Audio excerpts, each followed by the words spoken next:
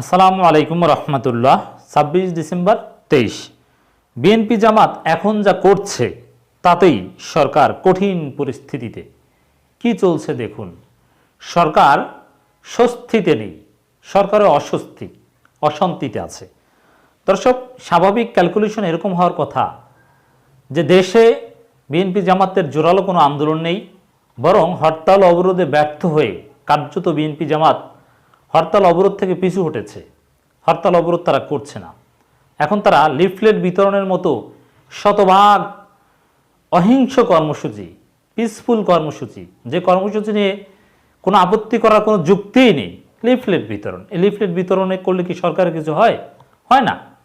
নির্বাচন তো সরকার একতরফাভাবে করছে, ডামি নির্বাচন, ডামি প্রার্থী, এখন আবার ডামি ভোটারদের কথাও শোনা যাচ্ছে।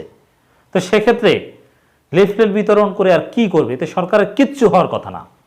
কিন্তু তারপর লিফলেট বিতরণের মতো শান্তিপূর্ণ কর্মসূচি নিয়েও সরকার প্রচণ্ড আতঙ্কে আছে। আপনারা দেখেছেন যে লিফলেট বিতরণকালে বিএনপির বেশ কয়েকজন গুরুত্বপূর্ণ নেতাকে গ্রেপ্তার করা হয়েছে।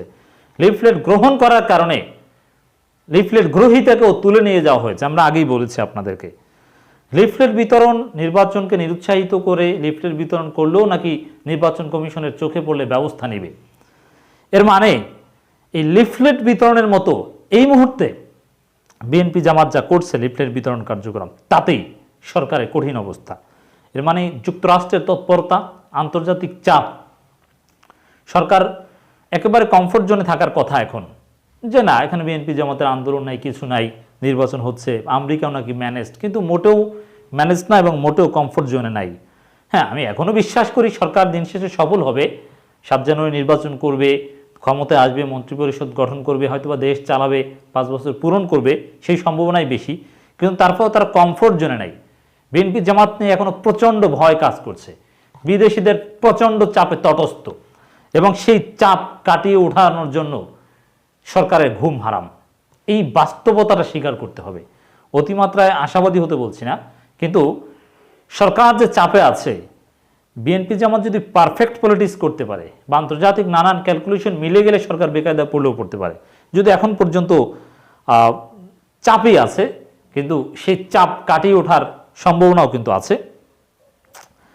দর্শক, লিফলেট বিতরণ চলছে, লিফলেট বিতরণ করছেন বিএনপি নেতারা।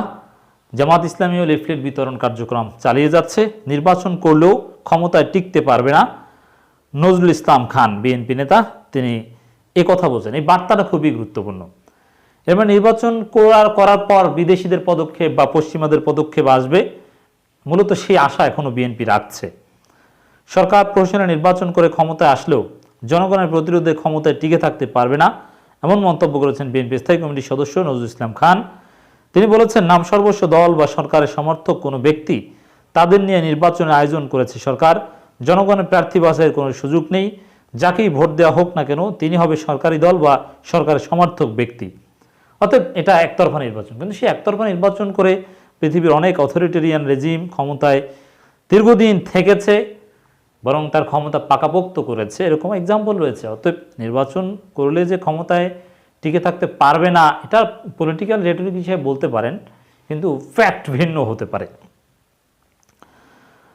মঙ্গলবার 26 ডিসেম্বর মতিঝিল এলাকায় ভোট বর্জন ও অসহযোগ আন্দোলনের পক্ষে লিফলেট বিতরণকালে কথা বলেন তিনি। এই সময় বিএনপি কেন্দ্রীয় সহ সম্পাদক মোস্তাফিজুর রহমান বাবুল, সহ দপ্তর সম্পাদক তাইফুল ইসলাম টিপু সহ আরও অনেকে উপস্থিত ছিলেন। নজরুল ইসলাম খান বলেন, যেখানে জনগণের জনপ্রতিনিধি বাছাই সুযোগ নেই, এমন একটি নির্বাচনী খেলা জনগণ চায় না বলেই জনগণ এই নির্বাচন বর্জন করছে। আমরা যে কারণেই জনগণের প্রতি নির্বাচন বর্জন আহ্বান জানিয়েছি, এটা অত্যন্ত শান্তিপূর্ণ কর্মসূচি পালন করছি।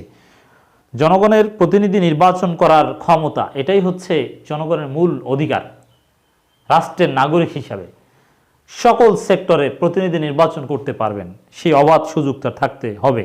কিন্তু সেই সুযোগ দেওয়া হচ্ছে না, সেই সুযোগ কেড়ে নেওয়া হচ্ছে, সেই সুযোগ সংকুচিত করা হচ্ছে, আমরা দেখতে পাচ্ছি। দর্শক, রাজধানীর বেইলি রোডে যুবদল গণসংযোগ করেছে, লিফলেট বিতরণ করেছে। এছাড়া অসহযোগ আন্দোলনের পক্ষে, যদিও অসহযোগ বিএনপি নেতারাই সরকারকে অসহযোগিতা করছে না।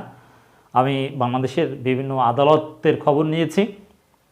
প্রথম দিনে ঢাকায় কিছু বিএনপি নেতারা আদালত বর্জন করেছে, কিন্তু দেশব্যাপী বিএনপির কোনো লোকজন, নেতা কর্মী কিংবা আইনজীবীরা মামলা কার্যক্রম বা আদালত কার্যক্রমে সরকারকে সহযোগিতা করবে না, বিএনপির যে কর্মসূচি সেই কাজ করছে না আদৌ। তবে বিএনপি নিঃসন্দেহে কোনো হেকমতের সাথেই এই কর্মসূচি ঘোষণা করেছে। এর সপক্ষে কোনো দীর্ঘমেয়াদী পরিকল্পনা রয়েছে। জাস্ট অসহযোগ আন্দোলন চলছে বা অসহযোগ আন্দোলন করেছে দেশের জনগণ, এগুলো যাতে পশ্চিমারা কোনো না কোনোভাবে মূল্যায়ন করে এবং সেই মূল্যায়ন থেকে সরকারের উপর যেন এক্সট্রা চাপ আসে, যাতে সরকার কিছু করতে, সরকারকে তারা প্রেশার ক্রিয়েট করতে পারে, তোমার দেশের জনগণই তো তোমাকে সহযোগিতা করছে না, অসহযোগ আন্দোলন করছে। জাস্ট এরকম একটা গ্রাউন্ড দেখানোর জন্যে অসহযোগ আন্দোলন হতে পারে।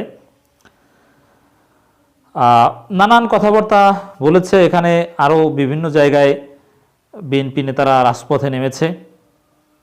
জনগণের ভোটের অধিকার কেড়ে নেয়, ভোট দিতে দেয় না, নিত্য নৈমিত্তিক দ্রব্যমূল্য ঊর্ধ্বগতি নিয়ন্ত্রণ করতে পারে না, দুর্নীতি লুট করে দেশের সম্পদ, সরকারকে অসহযোগ করে দেশের জনগণের কাছে আহ্বান জানিয়ে অসহযোগ আন্দোলনের ডাক দিয়েছি।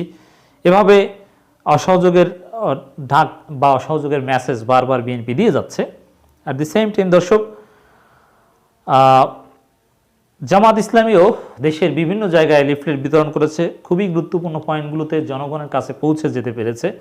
চট্টগ্রাম মহানগর জামাত গণসংযোগ করেছে এবং লিফলেট বিতরণ করেছে। তো জামাত ইসলামী এই কর্মসূচিটা ইমপ্রেসিভ।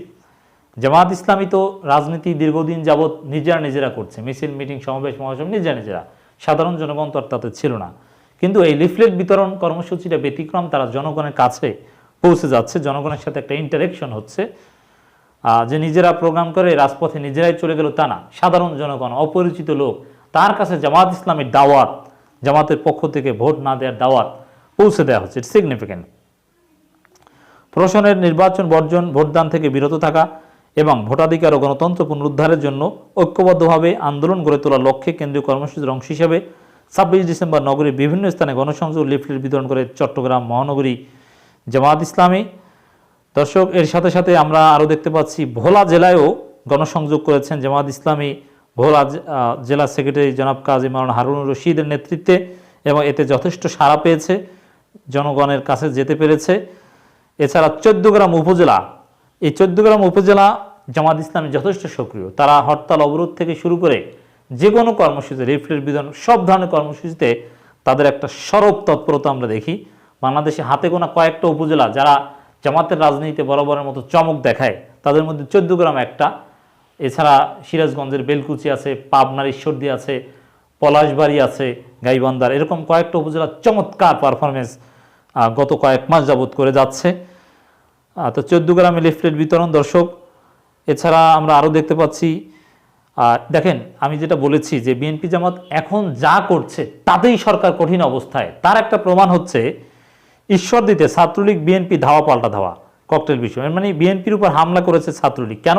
লিফলেট বিতরণকে কেন্দ্র করে।